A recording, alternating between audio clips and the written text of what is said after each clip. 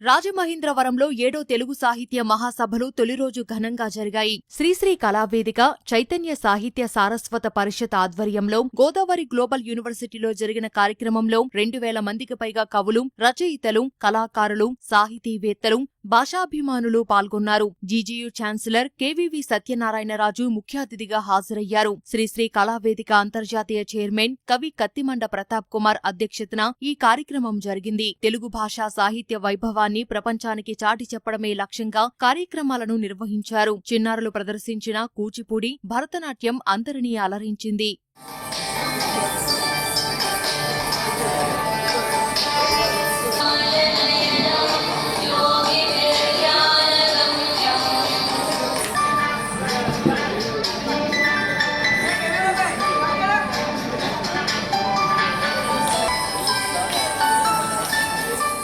తెలుగు భాషా పరిరక్షణ, పూర్వ వైభవం కోసం చేపట్టాల్సిన చర్యలపై అతిథులు సమగ్రంగా చర్చించారు. అమ్మ భాషను రక్షించుకునేందుకు అందరూ నడుం బిగించాలని మేధావులు నిర్ణయించారు. ప్రఖ్యాత కవులు ఎర్రా ప్రగడ, నన్నయ్య, శ్రీనాథ మహాకవి, భక్త రామదాసు, కవయిత్రి మొల్ల వారసులు సభలో ప్రత్యేక ఆకర్షణగా నిలిచారు. మాతృభాషా పరిరక్షణకు పాలకులు మరిన్ని చర్యలు తీసుకోవాల్సిన అవసరముందని కవులు, రచయితలు, సాహితీవేత్తలు కోరారు.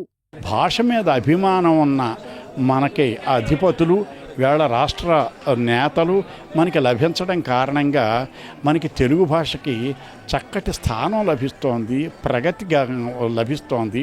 దానికి అభివృద్ధి చెందడానికి గొప్ప ప్రాతిపదిక, ఒక ప్రణాళిక ఏర్పడుతూ ఉన్నాయని నేను భావన చేస్తూ ఉన్నాను.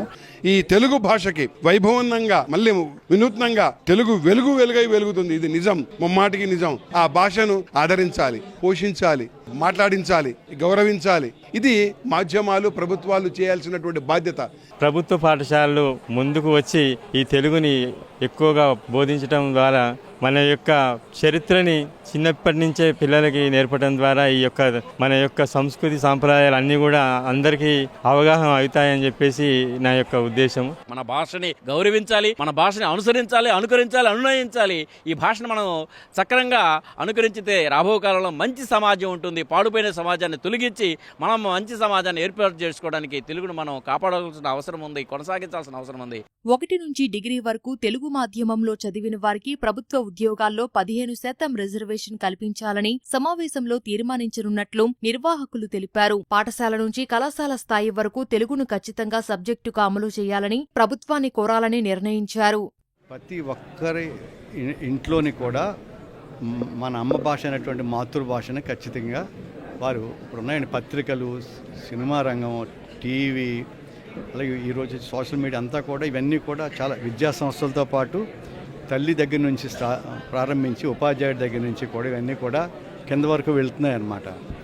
సో దీనిని ఇంకా బలీయంగా చేసేటువంటి ప్రయత్నం అంతే. 64 కళలను కూడా ఇక్కడ ప్రదర్శించాలనే ఉద్దేశంతో కవులు, కళాకారుల యొక్క సాహితీ సాంస్కృతిక పట్టాభిషేకం పేరిట ఈ సభలను అత్యంత వైభవంగా నిర్వహిస్తున్నాము. తెలుగు భాష వైభవాన్ని, తెలుగు జాతిని ఒక మమేకంగా చేయాలనే ఉద్దేశంతో మేము ఈ ప్రత్యేకమైనటువంటి కార్యక్రమాలు ఏర్పాటు చేస్తున్నామని సందర్భంగా తెలియజేస్తున్నాం. తెలుగు భాషా పరిరక్షణ, సంస్కృతి సంప్రదాయాల పరిరక్షణకు మహాసభల్లో తీర్మానం చేసి ప్రభుత్వానికి పంపనున్నట్లు నిర్వాహకులు తెలిపారు. మాతృభాషా పరిరక్షణకు సహకారం అందించేందుకు సిద్ధమని ప్రభుత్వ పెద్దలకు స్పష్టం చేయనున్నట్లు వెల్లడించారు.